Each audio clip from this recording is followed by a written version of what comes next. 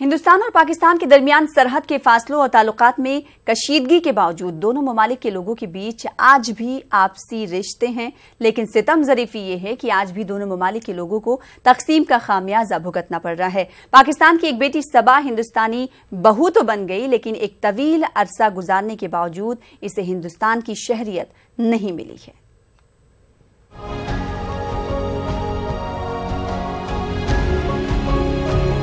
मेरठ के मशहूर नादिर अली बैंड वाले के खानदान से ताल्लुक रखने वाले फरहत मसूद से निकाह के बाद से सबा गुज़िश्ता 27 बरसों से हिंदुस्तान में रह रही हैं, लेकिन तमाम कोशिशों के बावजूद आज तक सबा को हिंदुस्तान की शहरियत हासिल नहीं हो सकी। लॉन्ग टर्म वीजा के जरिए सबा अपने ही घर में न सिर्फ एक गैर मुल्की की हैसियत से रहने को मजबूर हैं, बल्कि मेरठ में नजरबंद की तरह से जिंदगी गुजारना पड़ रही है। मेरठ आने के बाद LTV बेसिस पे मेरा प्रोसेस शुरू हो गया था चलना। हर साल मेरा वीज़ा 1 साल का बढ़ता है और मैं यहाँ रहती हूँ। पीरियड तो ये होता है कि 7 साल में लेडीज़ जो यहाँ पे शादी होकर आई हूँ उन्हें नेशनलिटी मिल जाती है, लेकिन मुझे तो 3-4 गुना बढ़ के 27 साल पूरे कंप्लीट हो गए और अभी तक नेशनलिटी नहीं मिल रही है। जॉइंट फैमिली में ही हमारी शादी हुई हुई है। कुछ लोग पार्टीशन के टाइम में चले गए थे, तो बाकी रिश्तेदारी को कायम रखने के लिए बड़ों ने ऐसा सोचा कि भाई आपस में जुड़े रहेंगे तो एक दूसरे से मिलते रहेंगे, वरना कोई जानेगा भी नहीं आगे चल के। तो इस तरह हमारी शादी हो गई। शादी हो के आई बराबर प्रोसीजर बराबर चल रहा है, हर फॉर्मेलिटी पूरी की जाती है पेपर्स की, लेकिन अब ये बिल्कुल कंटिन्यू रुकी पड़ी है फाइल। शहरियत हासिल न होने से हर साल पासपोर्ट रिन्यूअल और वीजा के लिए कागजी कानूनी खानापूरी की परेशानियों का अंदाजा इस बात से ही लगाया जा सकता है कि सबा अपने बीमार वालिद से न मिलने जा सकी और न इंतकाल के बाद आखिरी रसूमात में शामिल हो सकी, और हिंदुस्तान में भी सबा को मेरठ से बाहर जाने की इजाजत नहीं है। मेरे फादर की डेथ 2004 में हुई थी। इससे पहले वो एडमिट थे हॉस्पिटल में, तो मैंने यहाँ पे अप्लाई किया वीज़ा के लिए, तो तकरीबन इसी प्रोसीजर में 3 महीने गुजर गए और उनकी डेथ हो गई, तो लिहाजा मैं नहीं गई। मेरे भाई की शादी थी, लिहाजा वो शादी गुजर गई, तो मैंने। मकामी जिला अफसरान के दफ्तरों के चक्कर लगाकर सबा थक चुकी हैं, लेकिन टूटी नहीं हैं, और सबा और इनके अहले खाना की ये कोशिश मकामी सतह से लेकर PMO और होम मिनिस्ट्री तक जारी है। हर तरीके से हम ईमेल्स कर रहे हैं, अपने ट्वीट्स कर रहे हैं लगातार PM मोदी जी को, सुषमा स्वराज को, और ईमेल्स भेज रहे हैं वीज़ा सपोर्ट सेंटर, MHS, सब जगह हर तरीके से कोशिश कर लिया है, बट कोई भी रिस्पांस नहीं हमें आ रहा है। 27 साल पहले पाकिस्तान में अपना दर छोड़कर हिंदुस्तान में अपने शौहर का घर बसाने वाली सबा फरहत गुज़िश्ता 27 साल से हिंदुस्तानी शहरियत के लिए अपनी कोशिशें ज़रूर अंजाम दे रही हैं, लेकिन सरकारी महकमों की लाल फीताशाही ने इनको परेशान कर दिया है। आज भी सबा फरहत अपने ही घर में एक गैर मुल्की की हैसियत से रहने को मजबूर हैं। इनकी फ़ाइलों में जिस तरह से कागजात का इजाफा होता जा रहा है, वैसे ही इनकी मुश्किलात भी बढ़ती चली जा रही हैं, लेकिन इसका हल अभी तक कुछ नहीं निकल सका है। कैमरा पर्सन वसीम अहमद के साथ तंजीर अंसार, न्यूज़ 18 मेरठ। बनारस में मुनक्किदा प्रवासी भारतीय दिवस का आज दूसरा दिन था, जिसे वजीर आजम नरेंद्र मोदी की मौजूदगी ने खास बना दिया। PM मोदी ने आज प्रवासी भारतीय दिवस में शिरकत की और बैरून मुल्क में हिंदुस्तान का नाम रोशन करने पर इन्होंने गैर मुकीम हिंदुस्तानियों की तारीफ भी की। इस दौरान रियासत के वजीर आला योगी आदित्यनाथ भी मौजूद रहे। वहीं PM मोदी को अपने बीच पाकर गैर मुकीम हिंदुस्तानी भी काफी खुश नजर आए। आप सबका हार्दिक स्वागत है देवियों और सज्जनों।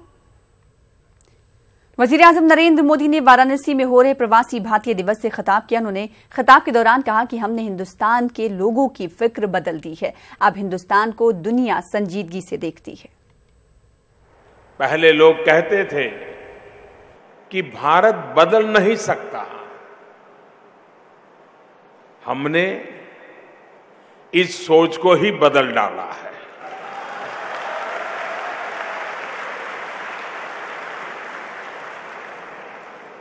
हमने बदलाव करके दिखाया है। साथियों, दुनिया आज हमारी बात को, हमारे सुझावों को पूरी गंभीरता के साथ सुन भी रही है और समझ भी रही है। अनेक मामलों में दुनिया की अगुवाई करने की स्थिति में है। इंटरनेशनल सोलर अलायंस यानी आईसा ऐसा ही एक मंच है। इसके माध्यम से हम दुनिया को वन वर्ल्ड, वन सन, वन ग्रिड उस तरफ ले जाना चाहते हैं। आज हमारा युवा मेक इन इंडिया के तहत रिकॉर्ड स्तर पर मोबाइल फोन, कार, बस, ट्रक, ट्रेन बना रहा है, तो वहीं खेत में रिकॉर्ड अन्न उत्पादन भी हो रहा है। आगे बढ़ेंगे। उत्तर प्रदेश शिया वक्फ बोर्ड के चेयरमैन वसीम रिजवी ने एक बार फिर मदारिस पर निशाना साधा है। वजीर आजम नरेंद्र मोदी को लिखे खत में इन्होंने मदारिस को बंद करने का मुतालबा किया। वसीम रिजवी के मुताबिक मदारिस में ISIS के नजरियात को फरोग दिया जा रहा है। मदरसे मुसलमानों को समान शिक्षा से दूर कर रहे हैं। देवबंद और वहाबी मदरसे मुसलमान बच्चों में इस्लाम का गलत प्रचार करके उन्हें जिहाद के लिए तैयार कर रहे हैं। कट्टरपंथी मानसिकता उनके जहनों में भरी जा रही है। अगर ऐसा ही चलता रहा तो 15 साल के अंदर हिंदुस्तान में आधे से ज्यादा मुसलमान ISIS की विचारधारा का समर्थक होगा। इन्हीं देवबंद और वहाबी मदरसों से हिंदुस्तान में जिहाद की लड़ाई शुरू होगी। हमको अपने बच्चों को इनसे बचाना होगा। हमने भारत के प्रधानमंत्री को पत्र लिखकर कहा है कि हिंदुस्तान में प्राइमरी मदरसों को बंद किया जाए और अगर कोई बच्चा दीनी तबलीग के लिए मदरसों में पढ़ना चाहता है तो उसे हाई स्कूल के बाद ही मदरसे में प्रवेश दिया जाए। जिस देश में रहते हैं उस देश से मोहब्बत करना, उस देश की मिट्टी से, उसके जर्रे जर्रे से प्यार करना, ये हमारा ईमान है। वसीम रिजवी साहब, आप हमेशा इस तरह की बकवास करते रहते हैं और देश में आपने हमेशा आग लगाने की कोशिश की है, बेशुमार लोगों के दिलों को ठेस पहुंचाई है। मदारिस दीनिया को, मसाजिद को, तमाम धर्म स्थलों के खिलाफ और मजहब इस्लाम के खिलाफ, मुसलमानों के खिलाफ आप हमेशा जहर उगलते रहते हैं। वसीम रिजवी को बीच बीच में मदरसों को और मुस्लिम समाज के खिलाफ बोलने का दौरा उठता है। वो अपनी मानसिकता जैसे लोगों को खुश करने के लिए इस तरह के बेतुके बयानात देते हैं। वहीं कानपुर में मैनेजर एसोसिएशन मदारिस अरबिया के जनरल सेक्रेटरी का कहना है कि वसीम रिजवी हुकूमत के नुमाइंदे के तौर पर गैर जरूरी बयान दे रहे हैं, जिससे कौम की बदनामी हो रही है। वसीम रिजवी चेयरमैन शिया वक्फ बोर्ड का ये कहना गलत है कि 15-20 साल के बाद जो बच्चे प्राथमिक मदरसों में पढ़ते हैं वो ISI के एजेंट हो जाएंगे। चूँकि भारतवर्ष में किसी भी मुसलमान को ISI से कोई दिलचस्पी या लगाव नहीं था, ना है, ना होगा। भारत सरकार की तरफ से बराबर मदरसों को जो फंडिंग दी जा रही है वो काफ़ी है। ये जो सुविधा मिल रही वो उतनी बहुत है। गाजियाबाद के शालीमार गार्डन विक्रम इनक्लेव में लड़की की इज्तिमाई इसमत-रेजी का मामला सामने आया है। बताया जा रहा है कि 4 घंटों तक लड़की की आबरूरेजी की गई। इसके बाद मुलजिम लड़की को दिल्ली में फेंक कर फरार हो गए। पुलिस ने एक मुलजिम को पकड़ लिया है जबकि दूसरा अब भी फरार है। पुलिस ने दूसरे मुलजिम को गिरफ्तार करने का दावा किया है। 15 वर्षीय बालिका है जिसके साथ 2 लड़कों ने दुष्कर्म किया है। परिवार की तहरीर पे थाने पे मुकदमा दर्ज कर लिया गया है। लड़की को मेडिकल के लिए भेजा गया है। जो 2 आरोपित बताए गए हैं उनमें से एक की गिरफ्तारी हो गई है, दूसरे की गिरफ्तारी के लिए टीम रवाना कर दी गई है। जल्द से जल्द उसे भी गिरफ्तार।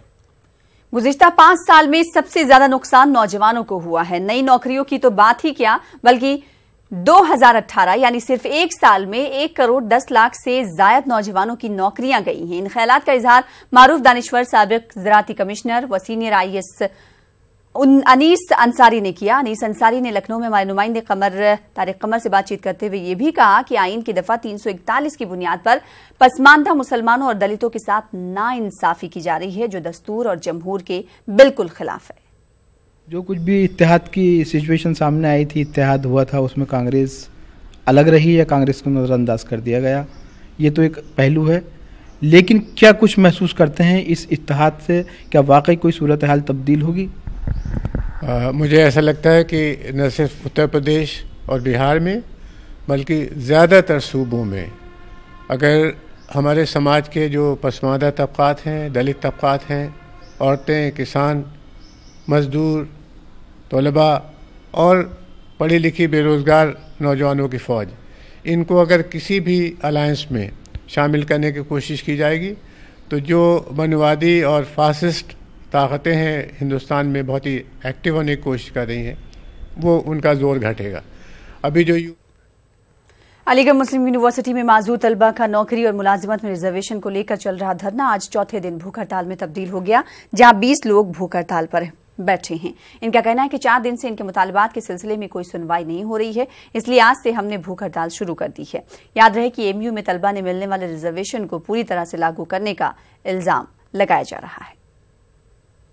आज जिस दिन ये पिछले 4 दिनों से हम लोग यहाँ धरने पर हैं, अब हम लोग आज हंगर स्ट्राइक पे बैठ गए हैं 4 बजे से, और पिछले 4 दिन से हम लोग यहाँ कड़ाके की ठंड में, छत भी हमारे ऊपर नहीं थी, ऐसे ही बस पड़े हुए हैं। कोई हमारी बात सुनने को तैयार नहीं है, प्रशासन सुनने को तैयार नहीं है। डिस्ट्रिक्ट एडमिनिस्ट्रेशन से एसीएम साहब आज 4 दिन बाद आई थी, लेकिन वो भी थोड़ा सा हम लोगों को समझाने की कोशिश करती रही, हमारी डिमांड को सुनने की कोशिश नहीं की उन्होंने। लगभग 20 बच्चे भूख हड़ताल कर रहे हैं और ये डिमांड है यूनिवर्सिटी में कि हैंडीकैप का जो रिजर्वेशन है 4% उसको रिजर्वेशन दिया जाए, और उसके लिए लगातार डिस्क्रिमिनेशन होता है। 1995 से सुप्रीम कोर्ट की गाइडलाइन थी, तब से ये यहाँ पर डिस्क्रिमिनेशन हो रहा है, उसी को लेकर ये डिमांड जारी है।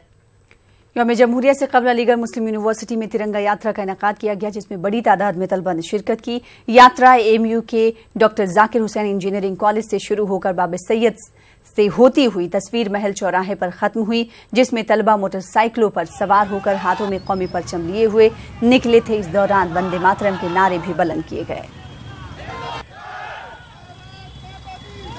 इस तिरंगा यात्रा के पीछे जो पर्पज है, अगर हम देखें कि हमारे देश को आज़ाद हुए 70 साल हो चुके हैं और इस बार 70वां गणतंत्र दिवस हम 26 जनवरी को मनाने जा रहे हैं, तो जिस दौर से हमारा देश गुजरा है, जिस दौर से हमारे पूर्वज गुजरे इस देश को आज़ाद करवाने के लिए, ना जाने कितने साल हमारा देश गुलाम रहा, ना जाने कितनी जानें गई, ना कितने सालों लोग जेल रहे, उन लोगों को श्रद्धांजलि देने के लिए तिरंगा मार्च निकाला गया था। ये जो रैली है, ये हमने जो है सिर्फ देश के सम्मान में निकाली है। तिरंगा का मतलब आप भी जानते हैं, सब जानते हैं कि हम सब इसका सम्मान करते हैं, और ये हमेशा तिरंगा जो है हमेशा ऊंचा रहा है, और हम इसको जो है ऊंचा दिखाने की हमेशा पूर्णतः कोशिश करेंगे। कहाँ से निकाली है? देखिए, हमने ये जो तिरंगा यात्रा निकाली है इंजीनियरिंग फैकल्टी से बाब सैयद तक निकाली है। कौन लोग शामिल हुए थे? इसमें सब हमारी यूनिवर्सिटी में जितने भी पढ़ने वाले एनरोल्ड स्टूडेंट हैं, सिर्फ वही उन्होंने भाग लिया है यहाँ पे। लोकसभा इंतखाबात की तैयारियां जोरों पर हैं। इस जिम्न में कांग्रेस के कौमी सदर राहुल गांधी के अमेठी दौरे में तब्दीली आई है। राहुल गांधी 23 और 24 जनवरी को अमेठी दौरे पर रहेंगे। दूसरी जानिब सोनिया गांधी का रायबरेली दौरा रद्द हो गया है। मजरे की सोनिया गांधी 23 और 24 जनवरी को रायबरेली का दौरा करने वाली थी।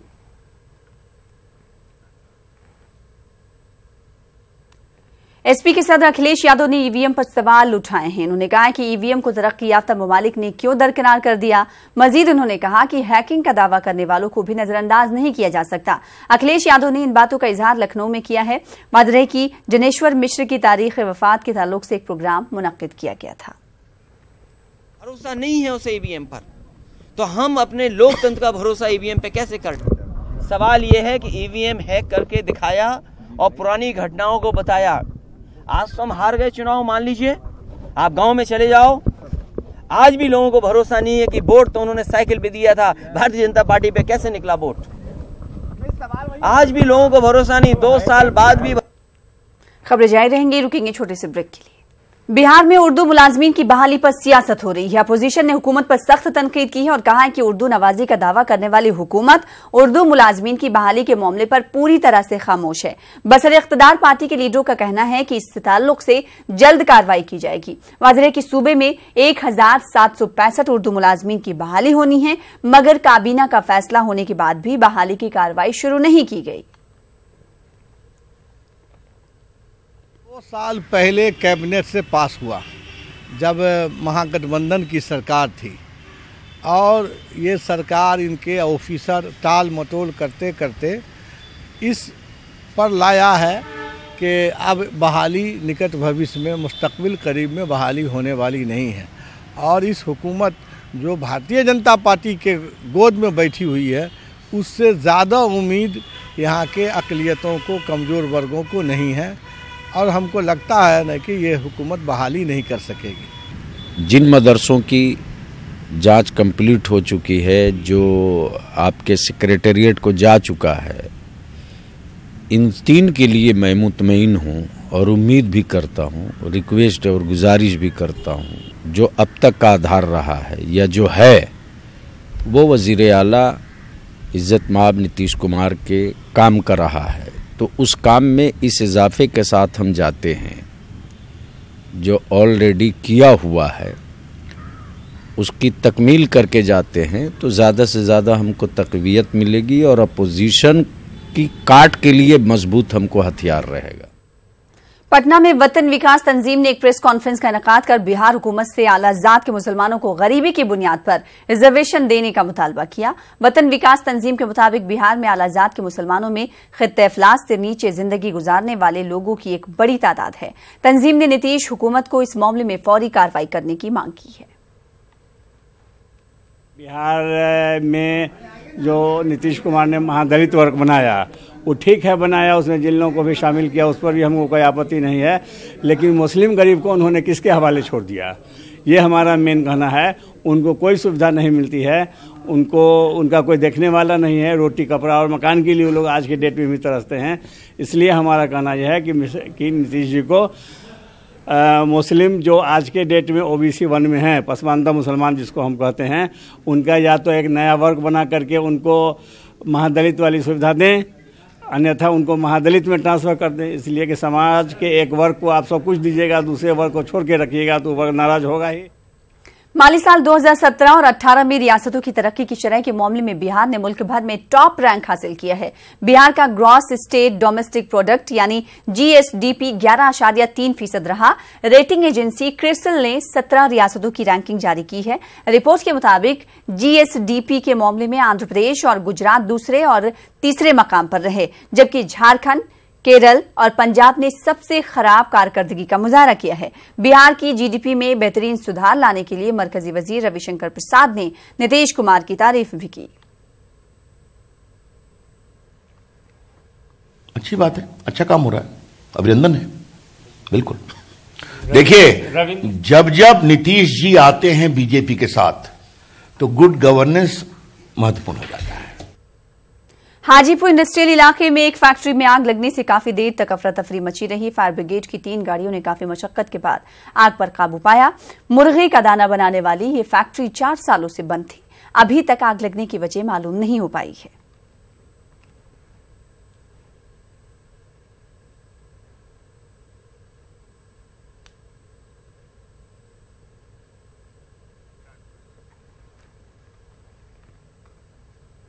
पटना में हार्डिंग रोड पर पुलिस और असातिज़ा के बीच झड़प हो गई। असातिज़ा एक तनख्वाह की मांग समेत दीगर मुतालबात को लेकर एहतजाज कर रहे थे। एहतजाजी असातिज़ा ने राजभवन की जानिब मार्च किया और हार्डिंग रोड पर जमकर हंगामा किया।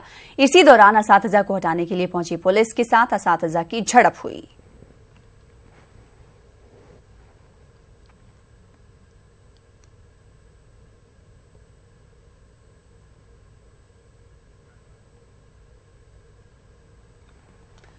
दरभंगा में आरटीआई कारकुनों को फंसाने को लेकर सैकड़ों लोगों ने एसएसपी बाबूराम से इंसाफ की अपील की है। एसएसपी ने मामले की संजीदगी को देखते हुए जांच का हुक्म दे दिया है। दरअसल आरटीआई कारकुन दयानंद महतो ने पंचायत के मनरेगा स्कीम में करोड़ों रुपए के गबन का इंकशाफ किया था, लेकिन जाली काम करने वाले राजकुमार महतो और इसके साथियों ने आरटीआई कारकुन के खिलाफ मुकदमा दर्ज करके इसे फंसाने की कोशिश की है। लोगों का इल्जाम है कि इसके लिए पुलिस का भी सहारा लिया गया।